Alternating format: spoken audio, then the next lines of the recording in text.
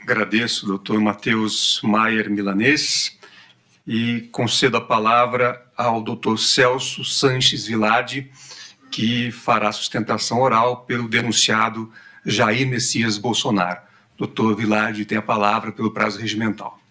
Excelentíssimo senhor presidente, ministro Cristiano Zanin, da primeira turma do Supremo Tribunal Federal, excelentíssimo senhor ministro Alexandre de Moraes, eminente relator do presente caso, excelentíssima ministra Carmen Lúcia, decana dessa turma e vice-decana do tribunal, excelentíssimo ministro Luiz Fux, excelentíssimo ministro Flávio Dino, cumprimento também o excelentíssimo Procurador-Geral da República, senhoras e senhores. Senhor presidente, eu inicio a minha sustentação dizendo que o presidente Jair Bolsonaro foi o presidente mais investigado da história do país.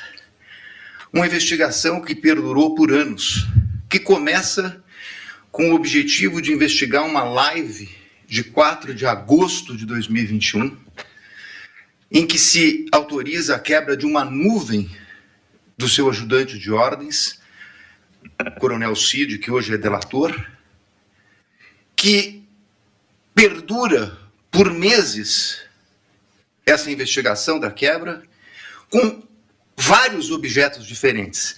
Num primeiro momento, verificava-se a live, numa investigação determinada pelo TSE. No segundo momento, investigava-se o cartão corporativo, os gastos do presidente e da então primeira-dama. Depois investigou-se até uma questão de emendas, para se chegar numa questão de vacinas. Portanto, não havia um objeto específico. E por que eu estou tratando disso, senhor presidente? Porque o inquérito das vacinas é a gênese de todo este caso, onde ocorreu a prisão e depois a colaboração do Coronel Cid. E o que se achou, senhor presidente, depois de tudo isso? Que foram determinadas buscas e apreensões, foi feita a quebra de nuvens, o presidente foi investigado, buscas e apreensões. O que se achou com o presidente? Absolutamente nada. E com todo o respeito e com toda a vênia, ilustre Procurador-Geral da República, eu contesto essa questão do documento achado no do Partido Liberal. Há, inclusive, no meu colega Paulo Bueno, uma ata notarial de que ele enviou para o presidente da República aquele documento. Então, esse documento não foi achado. Com o presidente não se achou absolutamente nada. A partir daí, restava a versão do delator com uma minuta que estava no seu telefone tratando de uma questão de estado de sítio e mais absolutamente nada. Então, vem a denúncia. E a denúncia é feita, efetivamente, com duas novidades. Porque, com o estado de sítio, e baseado na palavra exclusiva do delator, seria difícil a propositura de uma ação penal. Então, traz-se uma narrativa que vem, efetivamente, do começo de atos, de pronunciamentos do presidente da República, pronunciamentos públicos, e depois o 8 de janeiro. Sobre esse primeiro momento, senhor presidente, eu me permito até fazer uma digressão sobre o mérito antes de tratar das preliminares, mas é importante dizer que sobre esse primeiro momento, nós temos efetivamente uma acusação do Procurador-Geral da República de 2 artigos gravíssimos do Código Penal que tratam do golpe, e de golpe contra as instituições democráticas e contra o governo legitimamente eleito. Mas um minutinho só, estamos tratando de uma execução que se iniciou em dezembro de 21, tratando do crime do governo legitimamente eleito. Qual era o governo legitimamente eleito? O dele. Então esse crime é impossível, com todo respeito. Falar-se em execução de crime contra o governo legitimamente eleito, que era o dele. O governo legitimamente eleito veio no final do ano de 22, com as eleições. Então, como se falar em tentativa, em início da execução? E mais, como se falar em início de execução por pronunciamentos e lives, quando os 2 tipos penais têm elementares do tipo a violência ou a grave ameaça? Não existia violência nem grave ameaça. Então é impossível falar dessa execução. Como eu disse, é porque não existia nenhum elemento. Então começa uma narrativa a respeito de pronunciamentos públicos. Para terminar no 8 de janeiro, no 8 de janeiro, que nem a Polícia Federal, que utilizou, como lembrou meu colega, mais de 90 vezes a expressão possivelmente, que não havia certeza, nem a Polícia Federal, que se utilizou dessas possibilidades, afirmou a participação dele no 8 de janeiro. Não há um único elemento, nem da delação. Aí me criticam que eu digo que a delação não vale nada e estou dando... Óbvio, porque nem o delator que o acusou fez qualquer relação dele com o 8 de janeiro. Não há uma única evidência a esse respeito. Portanto, apresentou-se uma denúncia.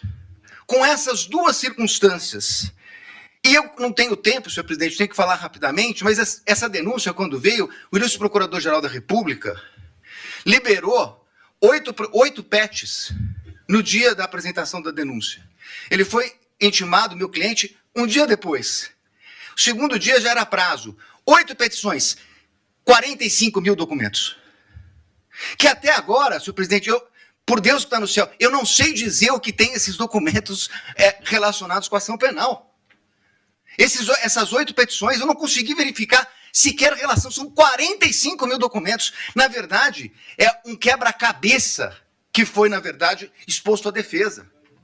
E aí, na sequência, senhor presidente, eu queria tratar de uma preliminar que já meu colega que me antecedeu na tribuna fala da relevância do caso. Não é só a questão da relevância do caso, é a questão da competência. A minha questão principal é que o Supremo Tribunal Federal, na portaria do ministro Barroso, que encaminhou para as turmas das ações originárias, ele faz um destaque a respeito da questão do presidente da República.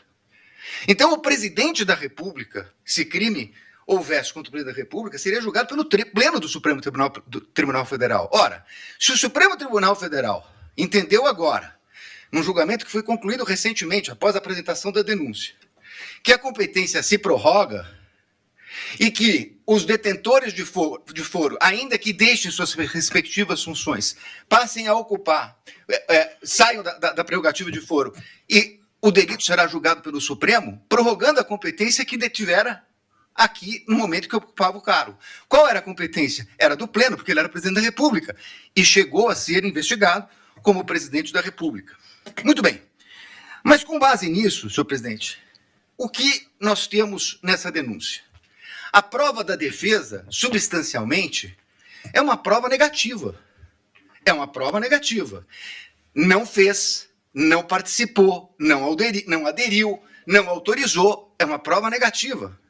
Então, seria muito importante, e eu reconheço, ministro Alexandre de Moraes, Vossa Excelência despachou comigo no Salão Branco, e é verdade o que Vossa Excelência coloca, que todos os elementos da denúncia, citados na denúncia e no relatório da Polícia Federal, estão nos autos.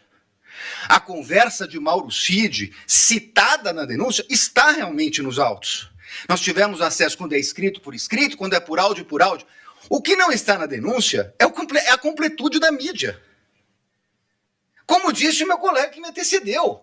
Então, senhores ministros, a pergunta é o seguinte: se eu não tenho a mídia completa, nesse momento de preliminares, não seria o caso de a defesa poder suscitar, se fosse o caso, a cadeia de custódia da prova? Mas eu não tenho a completude, eu não tenho os telefones, eu não tenho as mídias. Há uma discussão muito grande a respeito desse plano punhal verde e amarelo. Há uma reunião. Seria absolutamente imprescindível verificar as demais mensagens que foram passadas naquele dia. As outras mensagens que foram passadas pelo WhatsApp. Os outros documentos que estão na mídia. É essa a reclamação da defesa. O que nós temos, e temos tudo que a denúncia citou e tudo que o relatório da Polícia Federal citou, mas esse é o recorte da acusação. Com todo respeito, a defesa tem direito a fazer o seu próprio recorte. E isso poderia impactar. Eu sei, ministro Flávio Dino, Vossa Excelência já falou aqui em outras sessões de julgamento que eu assisti, que falou hoje, nós não vamos fazer Vossa Excelências não farão um julgamento aprofundado da denúncia. É óbvio, nós estamos falando aqui de um standard mínimo, de uma verificação de possibilidade do recebimento da prova.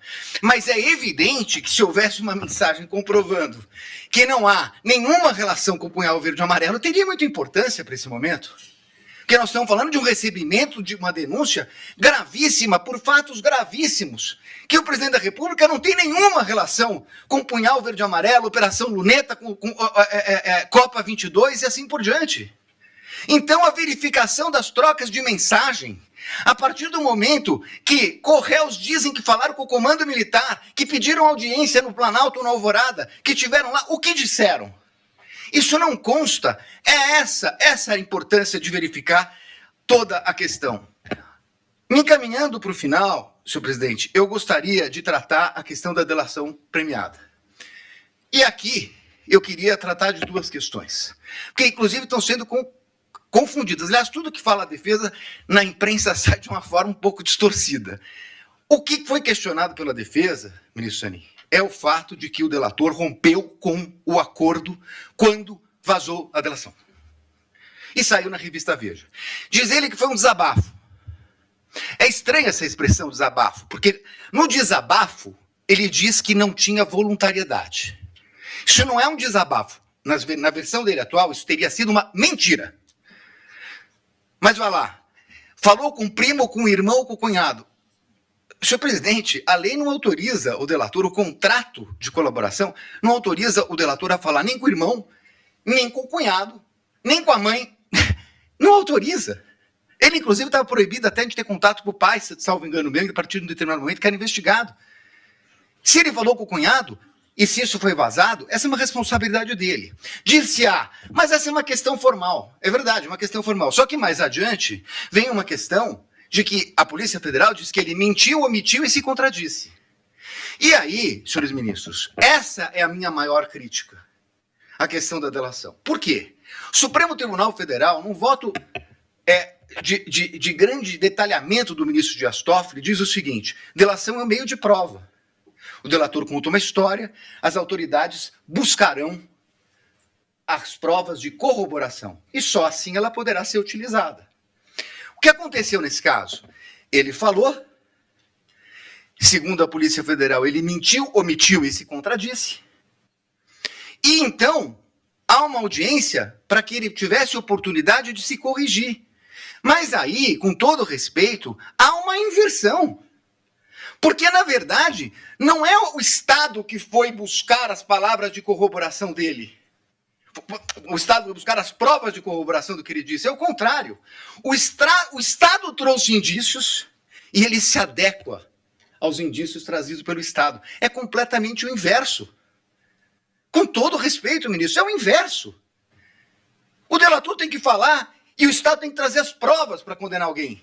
O que aconteceu aqui é que ele falou, mentiu, e o Estado tinha indícios, e aí ele se adequa ao Estado. E aí, com todo respeito, vem a denúncia do seguinte, inclusive, o colaborador, nessa versão do colaborador, foi corroborada pela Polícia Federal. Não, desculpa, ele não foi corroborado pela Polícia Federal. É o colaborador que corroborou a versão da Polícia Federal. É exatamente o inverso disso. E numa audiência que se traduziu numa coleta de provas. E essa é a insurgência da defesa.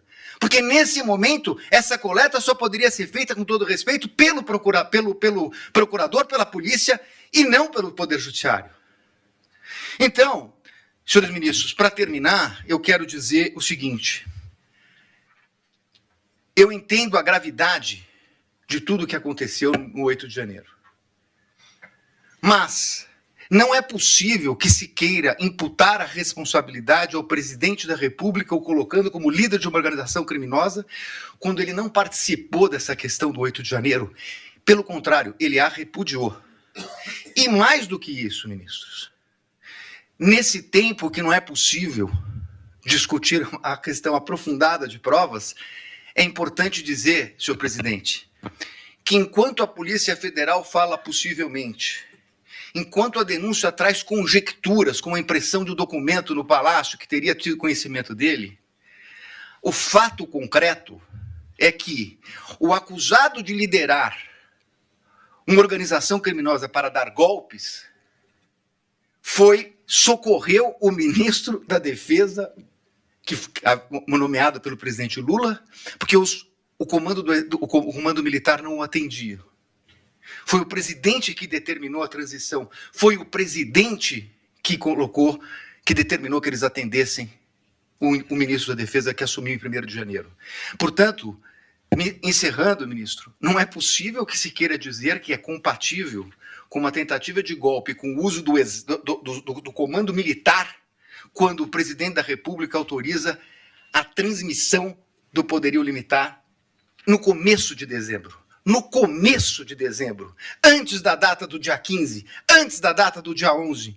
E, portanto, senhores ministros, eu ratifico as nulidades que foram colocadas na minha peça, apreciada por Vossa Excelência, e peço a rejeição da denúncia e agradeço pela atenção. Muito obrigado, senhor presidente.